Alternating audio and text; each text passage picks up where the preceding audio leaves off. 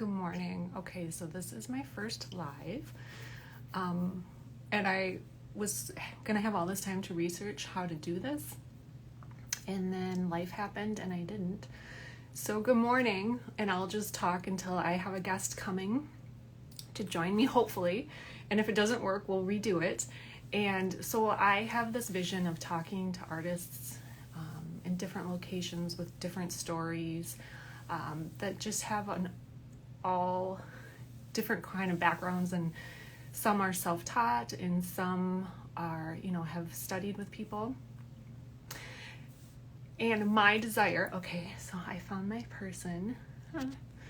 Hi. Okay. Go live. Okay. So now, but I want to tell their stories, and I've heard some really amazing stories in the last couple years. Good morning. I see you. Hey, Can good you hear morning. me okay? Good morning. It's our first try at Instagram Live. Thank you so much It is. for trying this experiment with me and going along with this. And I'm so excited to talk to you. I am a big Same fan of here. your work. And Thank first, we're going to try to make this kind of short and sweet today, but I do want the viewers to just know a little bit about you and your story and how you started with artwork. Yeah, so can you hear me loud and clear? I can. Yes. Yeah, okay, great. So before I get started, so Megan, thank you so much for giving me the opportunity to be here with you and be a part of this whole experiment that we're doing. I know it's a lot of juggling for us to do to kind of, with respect to time and time zones and whatnot. I'm a big fan of your work too. So I'm always amazed with the kind of plein air work that you do on a regular basis, and the kind of themes and topics that you choose as well. So thank you so much for the opportunity to be here with you live today. Yeah, and what did you ask? I just forgot. Oh, that's okay. This is just exciting. So, I am so curious to know kind of how you got started painting and what inspired you. Yeah, so that's a story. Maybe I can write a book on it. Um, I never painted or sketched all my life, as in like never in school or college or anything like that. Uh, uh, in 2017, so I've been doing theater all my life. It's been 20 years of theater. I'm a theater director. I act, direct, and train actors. In 2017, I wanted to do a play on the life of a painter. And this is a famous painter in India called Amrita Shergill. She is an avant-garde painter, died at the age of 28, but really, really made it big. 2017 is when the show opened. 2014 onwards, I began to do my research on Amrita Shergill. I was going to different galleries to watch work. And I walked into a gallery and it said, there's a course that we're starting. And I just jumped in. And I started the course. And it was a short-term course, 6 months long course. And I did not learn a single thing. Okay. And I realized that's how perhaps art schools are. You kind of you go with an intention of that I'm going to learn X, Y, Z, but then you realize that you are the X, you are the Y, and the Z is out open in the world. So you got to go out and figure out your own thing. you know Absolutely. uh, yeah, so I was so frustrated that I didn't learn a single thing there. I just did a little bit of dabbling of whatever I did. But then it gave me the opportunity. At least I bought materials. I know what it is to buy a material. I knew what it is to buy, painting stuff, and all the material. I began working on charcoal sketches, and I began with just doing portraits. I thought, okay, let me just get that face right.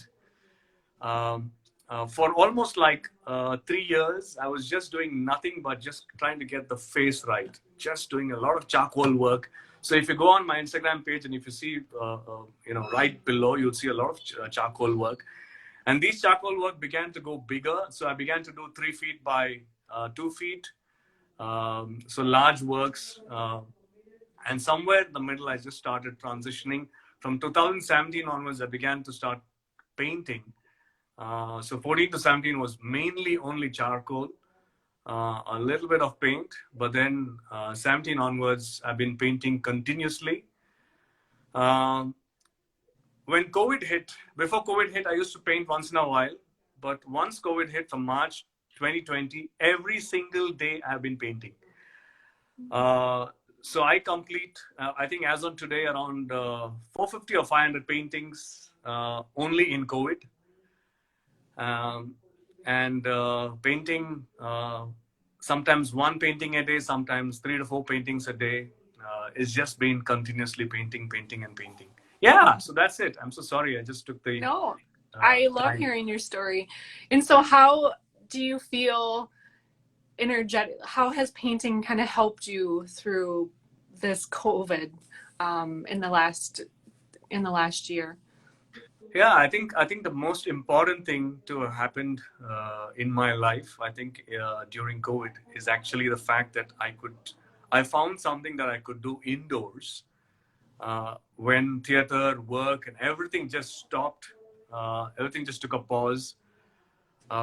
Luckily, painting was the only place that I could go to. I could be myself, and I could just pursue it continuously without any um, uh, without any lows, constantly feeling. I mean, the world around me was going through the highs and lows, mainly the lot of lows because of COVID.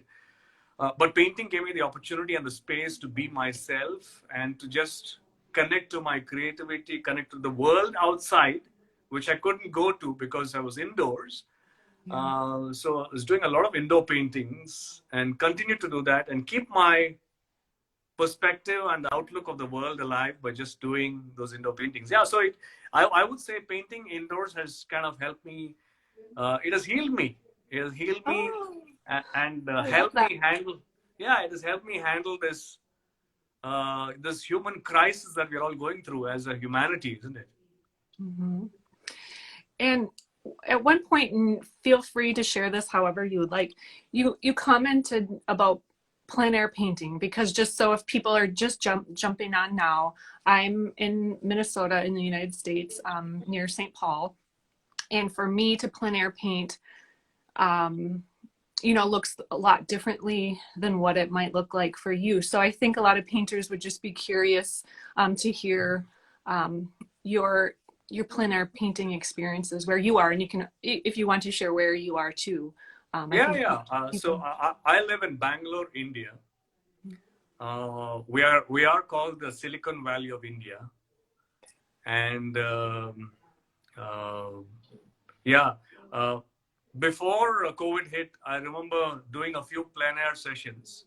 I remember going to this mall which had a lake and which was overlooking a city, and I was like, I just want to do the plein air, and I just picked up my stuff and I started drawing.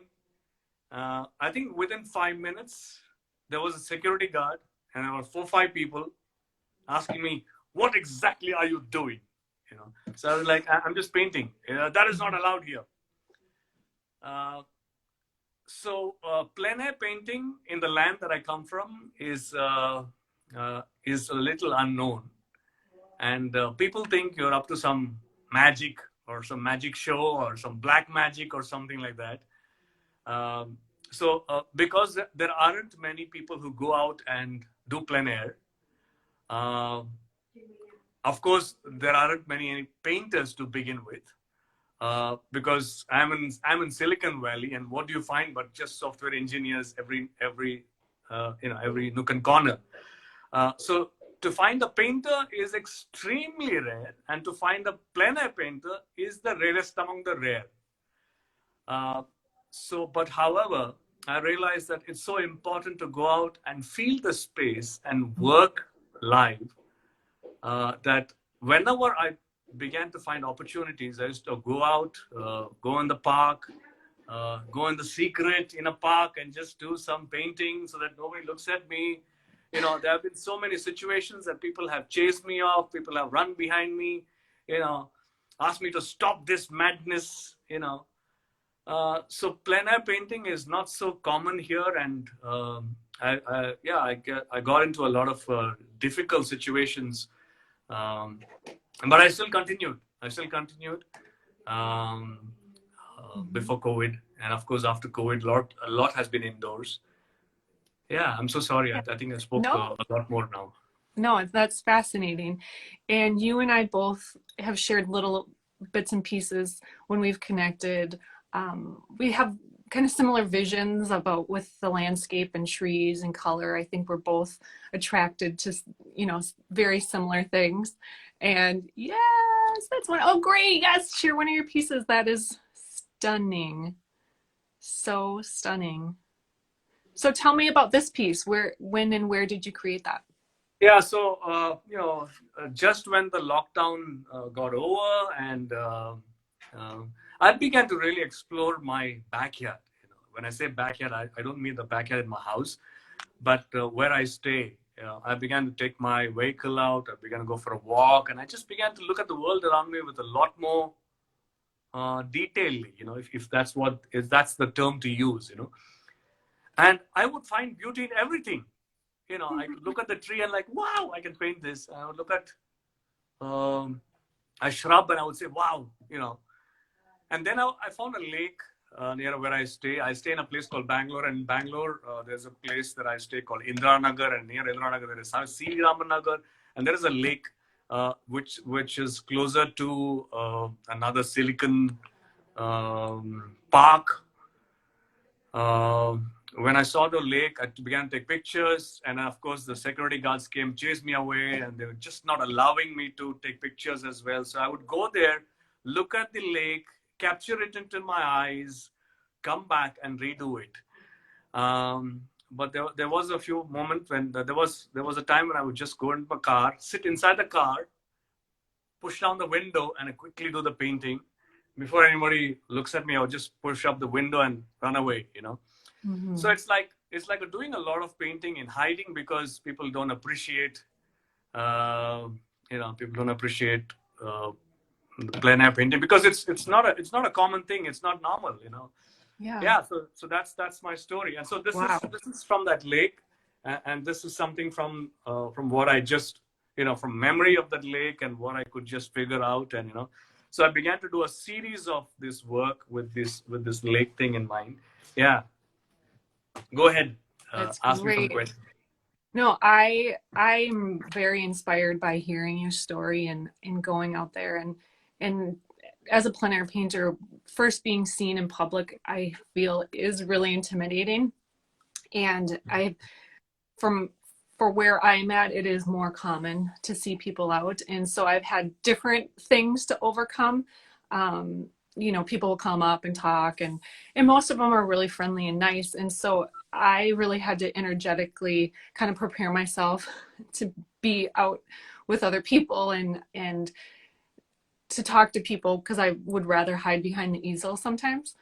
So I greatly admire, energetically what that must take, getting yourself out there and then knowing that people aren't going to respond and encourage you. In fact, it's the opposite, that they're They're they're going to, looking at. they're going to, people are going to hunt me, chase me down, hurt me physically if I'm found painting. That's the kind of, response I've been, so it's with a lot of fear that I have experienced. Maybe there are painters and people in other parts of the country where it's easier, but it's a little too stiff from where I come from, because of which I am like, what do you call as the uh, prisoner painter.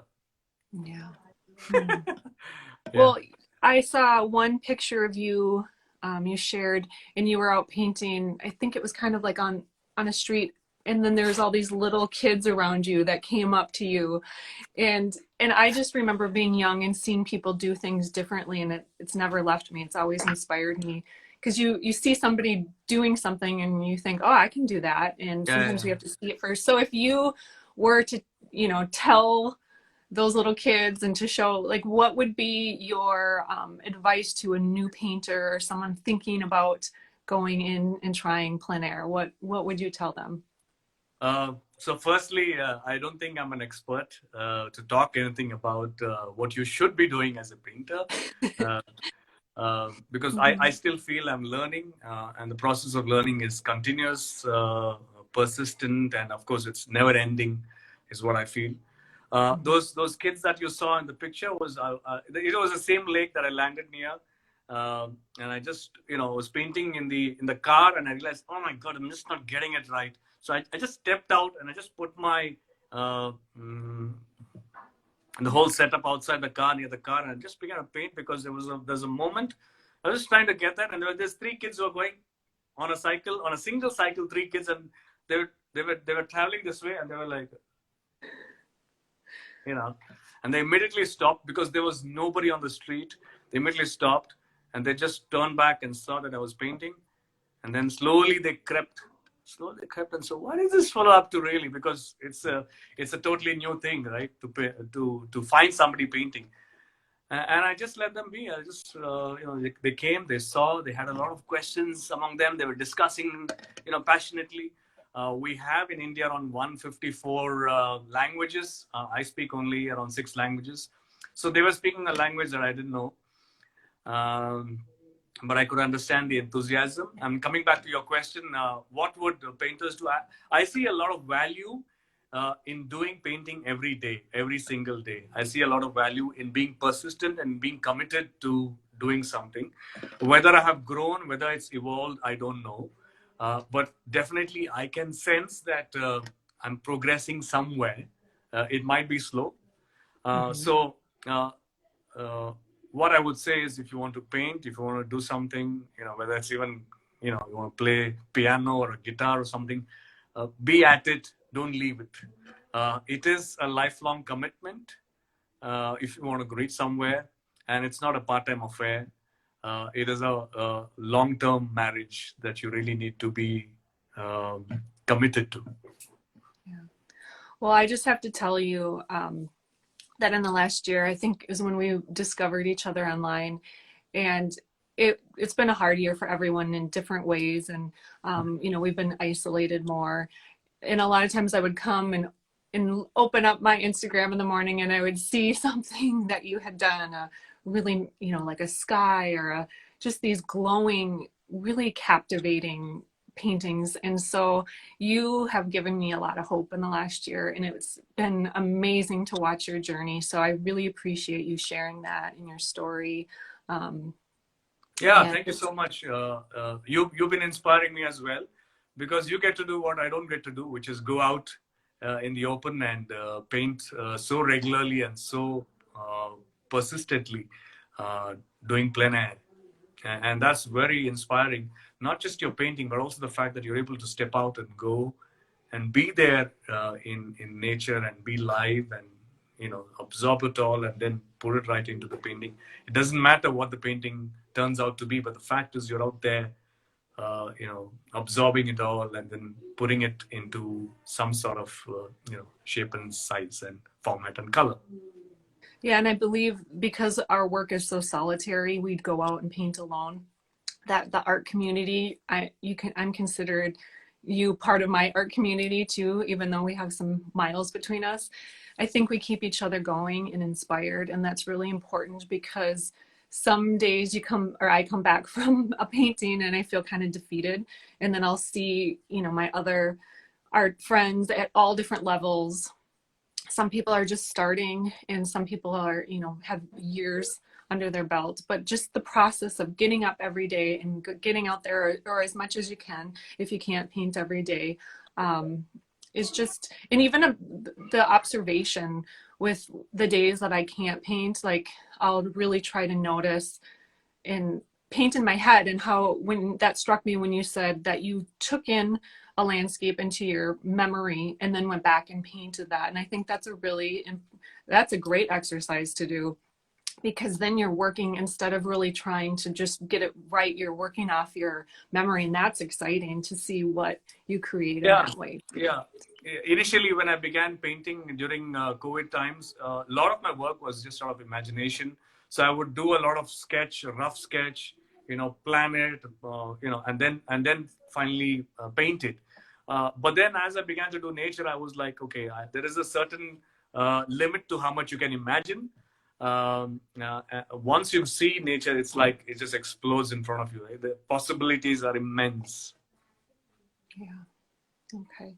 Well, anything else that you want to share with your experiences?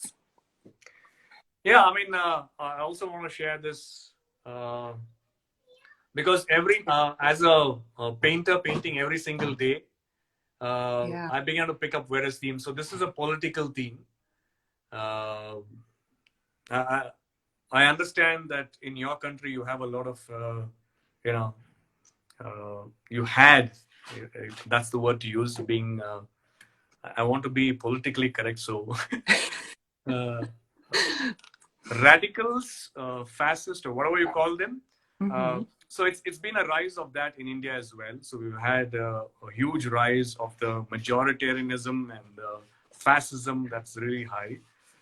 It's gone to such an extent that it's very difficult to be in a place and a space to do what you want to do without being without the fear. So if you're not a particular community, if you're not a Hindu, if that's the word to use, then there are a lot of fears that you go through. We are driven by a vegetarian, majoritarian political party. So they want to kind of cleanse the entire country and make sure that we are vegetarians. And so this kind of so cow is the symbol of God. But here, I kind of took this one step ahead, and that kind of. So this It's a was like, beautiful piece. It's a powerful piece. You can feel it. yeah. So this was like, I did a series on this, and I thought, okay, it was getting too heavy on me. Then I thought, okay, let me just jump back into nature. And I just went back one day walking near the lake, the same lake where I walked, and I just saw something very different. And I thought, wow, it's shining. Oh, I love that. Yeah, the water sparkle. I love that. That's a beautiful piece. I have, before I picked up painting, I've never seen water on a lake like that. One day I Mm-hmm. was just walking and I saw that, I was transfixed. I was like, wow, what is this? And I had to capture that. I had to capture it. Didn't have a camera. Again, it's just memory. Ran back home. That Uh, and, feeling. and I think that's what it was. And I said, okay, I think that's what it was. I think that's how it was. And maybe that's the way it was. Yeah. I that piece really speaks to me, because here where we are, there's a lot of lake country here, and in that water sparkle is always so mesmerizing to me when I'm vacationing, and different places, the ocean, and it's kind of universal. So I like that we've both, we have really different landscapes, and Yeah. politically really different landscapes too, but then we both can see, and with other artists we see that beauty, and that connects us in that way. Yeah. So So also in COVID, I got this idea that, hey, why don't I invite some poets to write poetry, and why don't I start making some paintings on poetry? So I put a post asking, inviting people whom I knew, and just random strangers, would you like to share poetry? And before I knew it, in my comment section, I think there were 13 or 15 poets who shared their poetry. And then I took on a challenge to take a poem and make a painting out of it. So that's this beautiful. was a poem written by a person called Amrita Chowdhury, and the poem is called Rust. Um, it's about a woman, looking into the uh, going back in time and going back into memory, her relationships, her life, how it was, and then And I thought, hey, why one? Why not two or three? Yeah, that's beautiful. That has a great glow. I love that. That speaks to me. It's part of like that meditation time that we've also kind of talked about too. You Yeah. know, So the finding. same Mhm. poem, Yeah. I kind of made sure that I kind of explored a little bit more. So I began to go deeper and deeper with each poem that was written, and yeah. So that's something. So once the paintings were done, I contacted an actor and said, hey, you know what? Could you just read this out? We'll put the paintings. We'll put your voice. You can read out the poetry, and then it becomes a collaboration of three of us. Luckily for me, I've done around, I think, 4 or 5 collaborations so far with different poets and different actors. It's been beautiful. It's been a beautiful, interesting experience. That's that. Well, thank you for your time and your story, and you've inspired me, and I'm sure a lot of other people will see this in the future and be inspired um, by your story. So thank you so much. I really appreciate it. It was fun to talk to you because we've been connecting. So Yeah. fun to see you and So, connect with you. Megan, Oh, I have a request. yeah. It was really fun talking to you. It was really, I think it's the first time we're even seeing each other Yeah. online. Yeah. Because we just connected on Instagram. We just got Mhm. talking to each other, and I think a beautiful friendship that's grown and Yeah. evolved over a period of time. Uh, Mhm. is it okay if we ask the audiences if they want to ask some question? Because there are some people who are reacting, responding. If somebody wants to ask a question, then Yeah. they could shoot. Either you could answer Absolutely. or I could answer. Absolutely. If anyone wants to add, I kind of have been reading through the comments and they've just agreed, with when you're talking about your experience, just kind of painting as you go. And they agreed that that's the lesson. Like a lot of times when somebody had commented earlier about when you signed up to take these classes, it really wasn't, you didn't get a lot from that. But I think too, when we sometimes just jump in, then we realize, okay, we are interested in it. So we get bits and pieces from these classes. And in each one that I have taken, Jeremy, I want to know if you have any questions. I'm sorry, my bonus dad has just joined and he's traveled to India. So I'm really glad that he got to see a little bit of you. So let me know if you have any questions. But I think too, just for other artists, just to start somewhere and not be intimidated. When I first joined a class, it was way over my head. Everyone was a lot more. When you come to Portugal, will you paint here? Are you going to Portugal? Somebody Uh, asked. yeah. I usually love traveling. So that what was Malvina. So Malvina, here's what I'll put the ball back into your court. If you are able to host me and Megan in Portugal, then we'll be more than happy to come over. That's what I usually do. Perfect. I ask artists to host, and that's how I've traveled to 16 countries so far. And artists are usually very generous. And yeah, so Malvina, so whenever I love if you're it. willing, she said I love yes. it. Okay, that's great. Okay. Well, so we've already planned a first trip, a painting trip. So let us know if there's other places.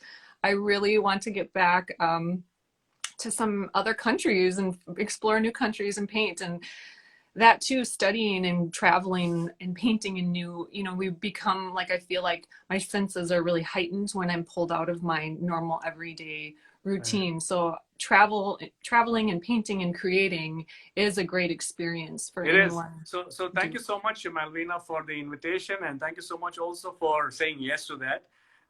It means a lot, and I love your work as well, Malvina. Hmm. Um, uh, we are now taking questions. Anybody has any questions, you could ask both me and Megan. We are painters. Both of us paint. Uh, Megan, I have a question for you. Until somebody comes up with something, a Yeah. question. Tell us how your journey in this COVID was, especially as a painter. What was it what happened to you, and did you do something new, something radical? Yeah. Yeah. Well, I'll just kind of, some people know my story and I'll just kind of, I had worked 14 years for a company and then I painted on my, at different times of the day. I made painting work for me during free time, and actually it kind of, even though I was working, it made my dedication to painting grow stronger. And then I was let go right when COVID was mid-March last year, and I had a studio in Minneapolis where I was painting, and so I really was very had the opportunity to be really quiet for a year and focus on my painting, and I loved that. But then I also realized, for me, I'm kind of a person that needs to rotate my energy. I can't do one thing. When I do other things, it helps keep my energy going. And so I've started some other things I'm working on, and a new career. But it doesn't take, I think a lot of people will worry about when you have other life things or kids or jobs, if it takes away from your art. And I think if it's something you really desire to do and you're really passionate about it, you will find a way to make it work. People find a lot of time to spend online and to do and watch Netflix, and which I love to do all of those things. But I think when people kind of sometimes will say, well, I don't have enough time to do it. Well, then I'm a little curious if they really want to do it. Because I used to paint on my lunch breaks, and I think our paintings are really beneficial because you don't have time to second guess yourself. And some of my favorite paintings have been painted in an hour, because you just go in and you do it, and you're doing from knowledge, you're painting from knowledge, but you're also painting from instinct.